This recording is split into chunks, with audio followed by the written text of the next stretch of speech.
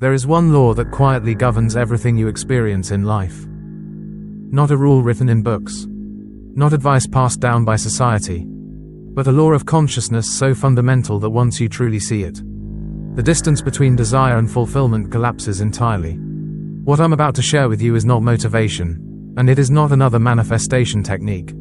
It is a radical shift in perception, a way of seeing reality that changes how you walk, how you think, how you relate to yourself, and how life responds to you. Here is the core truth. Imagination is not separate from God. Imagination is God, individualized, localized, expressing itself as you. You are not a powerless human asking the universe for help. You are the creative power itself, temporarily wearing a human form. Most people have been taught to manifest backwards.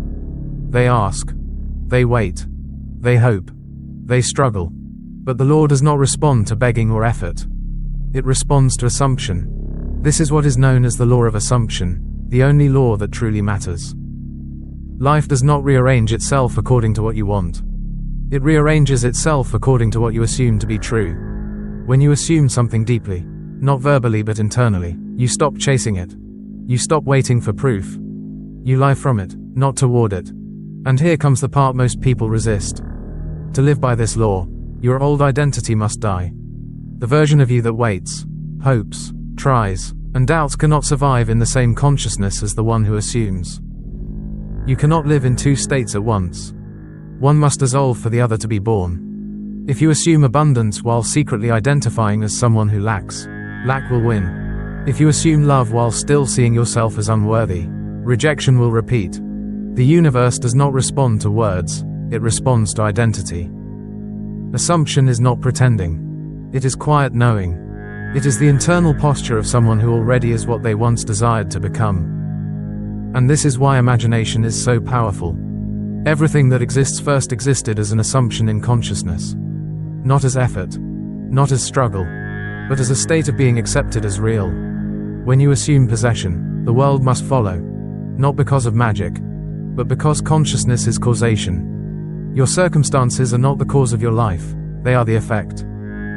Your inner state prints itself outward. This is why people experience radical change without changing anything externally. They didn't force reality. They changed who they were being. Once you live from the fulfilled state, life reorganizes itself around you. Opportunities appear. Resistance dissolves.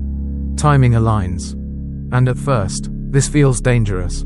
Because it means letting go of the identity you've defended your entire life. But on the other side of that surrender, something extraordinary happens. You stop waiting for life to give you permission. You stop asking. You stop chasing. You remember who you are. And from that remembering, reality has no choice but to respond. The law of assumption. Reality bends to what you assume, not what you try. Most people believe life responds to effort. They think the more they try, the more they push, the harder they work, the closer they'll get to what they want. But life doesn't respond to effort. It never has. Life responds to assumption. This is the great misunderstanding that keeps people trapped in endless striving. You don't receive what you hope for. You don't receive what you fight for. You receive what you quietly, internally assume to be true. Assumption is not positive thinking. It's not pretending. It's not forcing belief. Assumption is the creative power of consciousness itself, the same power ancient traditions once called God, now operating through you as a human being. Here is the principle, simple and absolute. Assumption hardens into fact. Whatever you assume within a conviction, not with words, but with identity, must eventually appear in your experience. Why? Because the outer world is not independent of you. It is consciousness, objectified. Every person you meet, every opportunity that appears, every obstacle that repeats, every blessing that surprises you, all of it is consciousness pushed outward, mirrored back to you as form.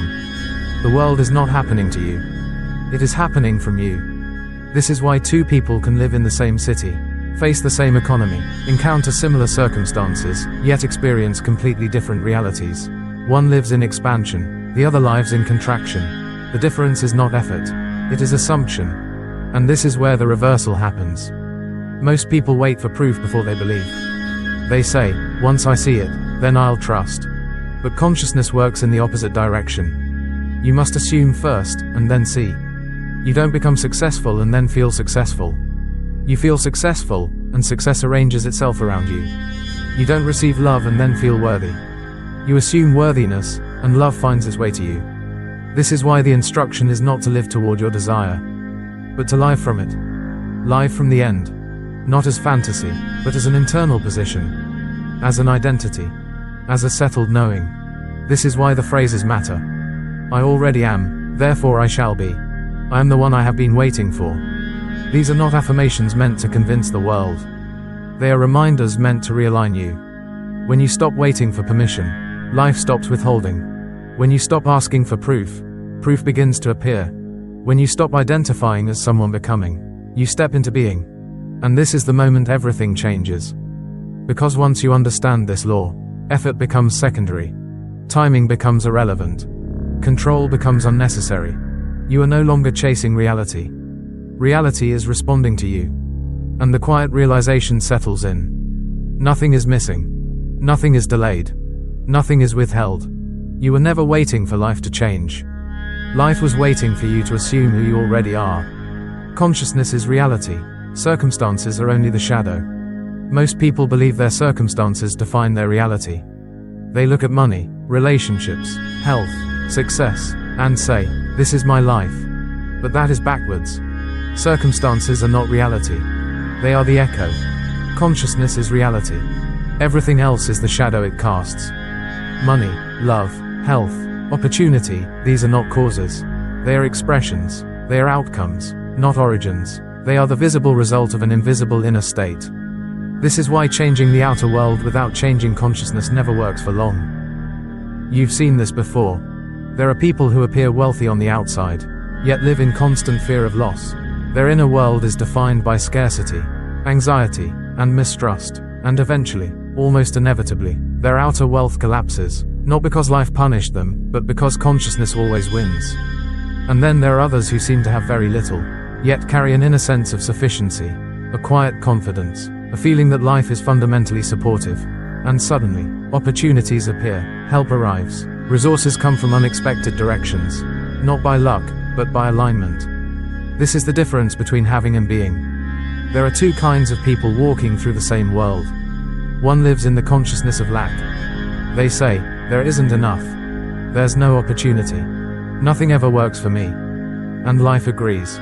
The other lives in the consciousness of completion. Not denial, not fantasy, but an inner assumption that life is already working. And life agrees with that too. This is the principle you must understand. The outer world is the shadow. Consciousness is the substance. You don't chase shadows hoping they'll solidify. You change the substance, and the shadow must follow. Your bank account is not your wealth. Your consciousness of wealth is. Your relationship status is not love. Your consciousness of love is. Your body is not health. Your consciousness of vitality is. This is why looking outside for rescue never brings peace. Why waiting for circumstances to change keeps you stuck. Why hoping someday things will improve quietly reinforces powerlessness. Because the moment you wait for the world to save you, you hand your creative authority away. And here is the turning point. Stop seeking salvation outside yourself. Stop waiting for permission. Stop asking circumstances to change first. Recognize this instead. You are not inside reality. Reality is inside you. You are not reacting to life. Life is responding to you. You are not a victim of conditions. You are the condition. This is not arrogance. This is responsibility. And responsibility is freedom. The moment you claim yourself as the operant power, everything shifts. You stop begging life for results and start living as the source. You no longer ask, when will things change? You ask, who am I being right now? Because when consciousness changes, circumstances have no choice. They follow. Life is not withholding from you. It is reflecting you, with perfect accuracy. And once you see that, you stop chasing shadows, and start standing in substance. Imagine from the end, not from the process. Most people misunderstand imagination. They think imagination is daydreaming, a kind of fantasy used to escape reality. But imagination is not an escape. It is creation in its purest form. Everything that exists around you, every building, every relationship, every invention, every system, once existed only as imagination. Before it appeared in the world, it appeared in consciousness. Imagination is not pretending. It is selecting a state of being. And here is the secret almost everyone misses. You must imagine from the end, not toward it. Not imagining how it will happen. Not imagining the steps. Not imagining the struggle. But imagining the feeling of already having it. Because consciousness does not respond to effort, it responds to assumption. Let me explain this with a real example. When Neville Goddard wanted to travel to Barbados, he did not imagine earning money. He did not imagine finding opportunities.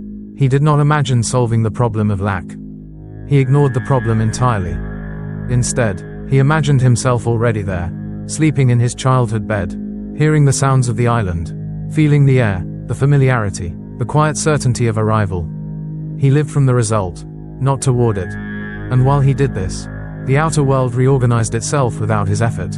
A letter arrived, money was provided, passage was arranged, not by magic, but by alignment.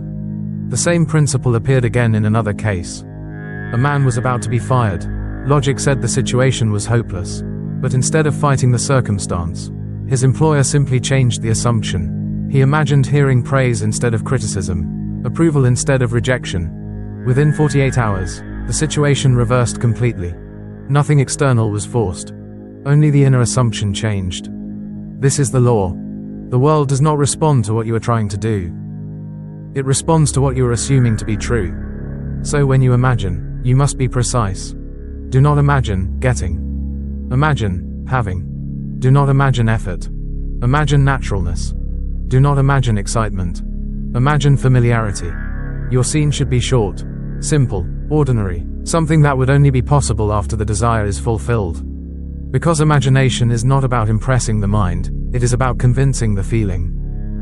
And here is the part that requires courage. You cannot live in two states of consciousness at the same time. You cannot assume abundance while rehearsing fear. You cannot assume love while protecting yourself from intimacy. You cannot assume freedom while planning for limitation. One state must die. Not suppressed. Not managed. Abandoned. The old state, waiting, hoping, calculating, doubting, must be released completely. There is no plan B in assumption.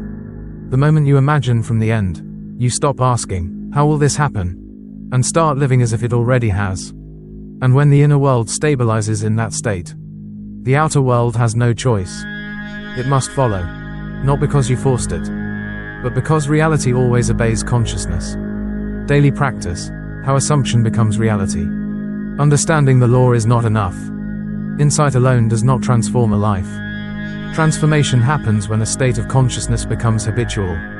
That is why assumption must be practiced daily, not as effort, but as orientation. Not as force, but as consistency. There are 3 core practices that allow assumption to harden into fact. They are simple, but they are precise. And simplicity, when practiced faithfully, is unstoppable. The first practice is morning assumption. The moment you wake up is sacred.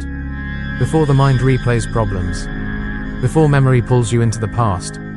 Before the senses remind you of circumstances. This is the moment when consciousness is still unclaimed.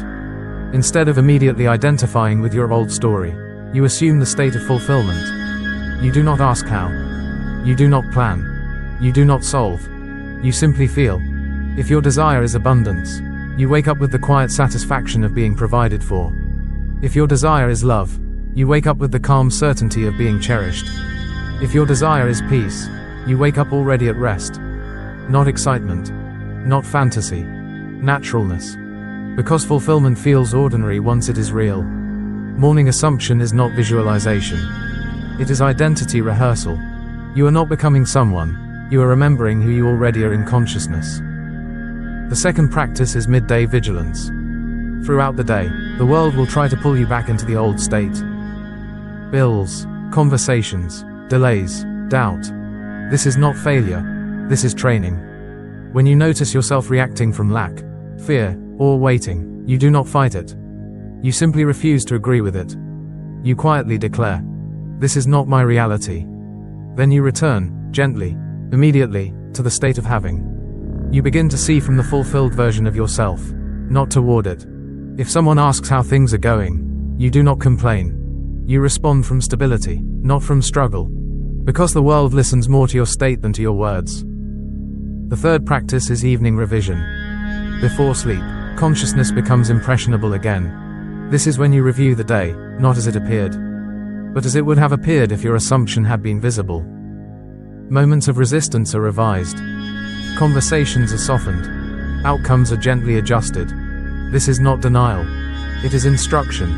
You are teaching the subconscious which version of reality to grow. You fall asleep in the feeling of fulfillment, not anticipation. And here is the key most people miss. Feeling is not emotion. Feeling is inner certainty. The subconscious does not respond to effort. It responds to acceptance. When something feels already true, the subconscious treats it as fact, and reorganizes reality accordingly. This is why assumption works. Not because you convince the world, but because you stop contradicting yourself. When these three practices become natural, assumption becomes effortless. And when assumption is effortless, reality follows. Not slowly, not symbolically, but inevitably. Midday vigilance, staying in the state you chose. If the morning is where you choose your state, then the middle of the day is where that state is tested. This is where most people unknowingly lose their power. Not because the law fails, but because they quietly return to their old consciousness. During the day, life presents images, bills, messages, conversations, delays.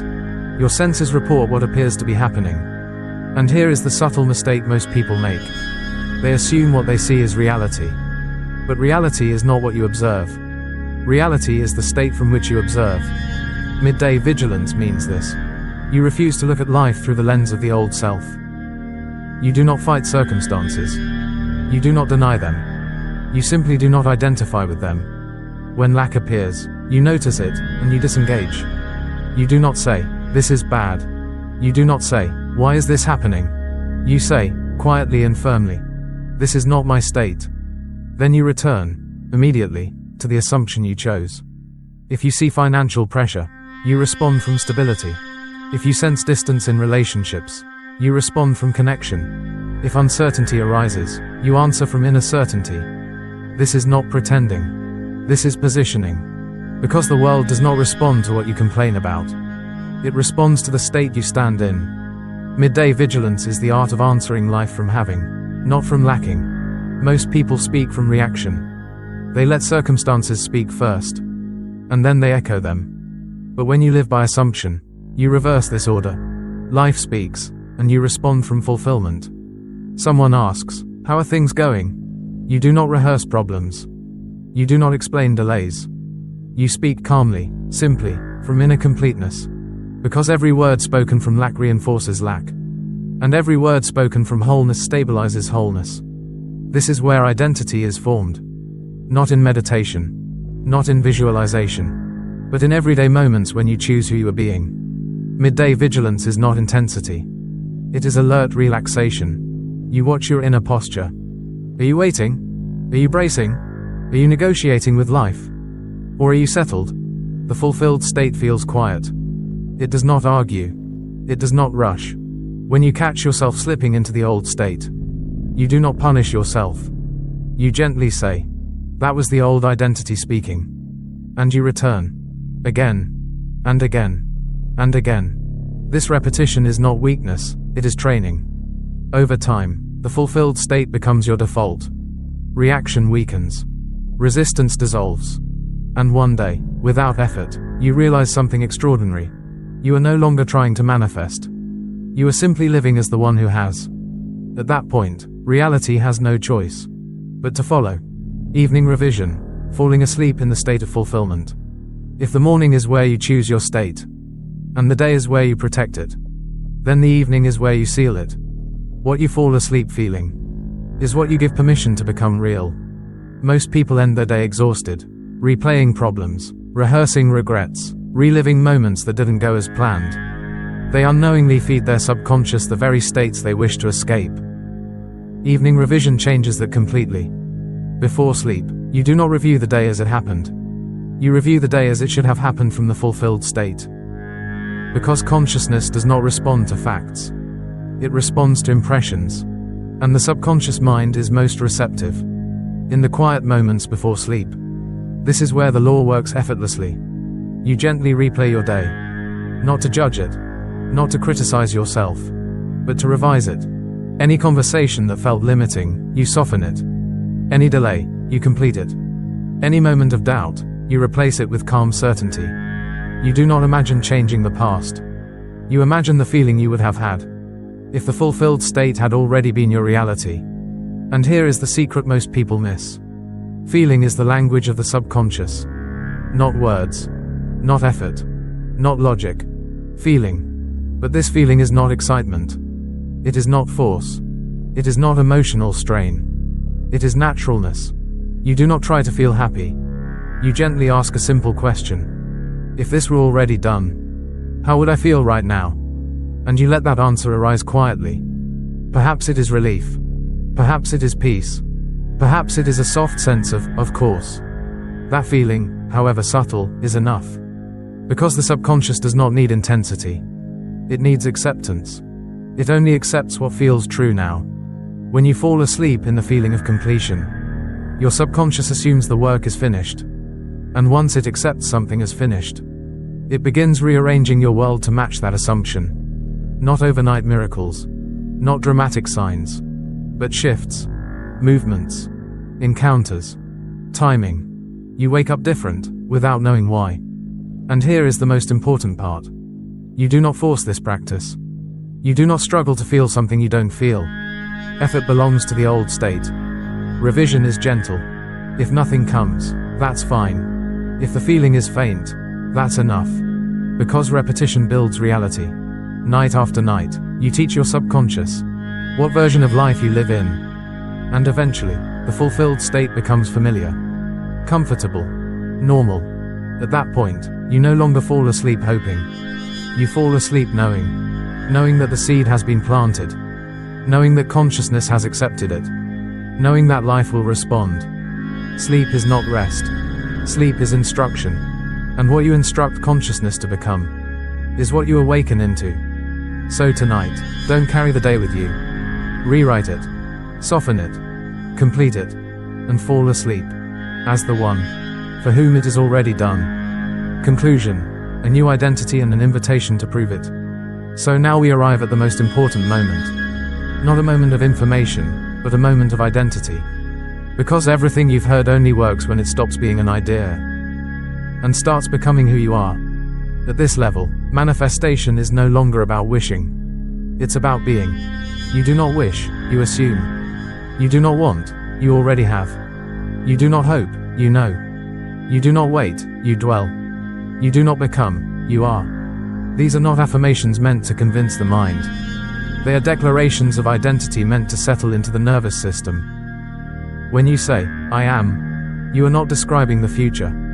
You are choosing the present. And here is the final truth that holds all of this together.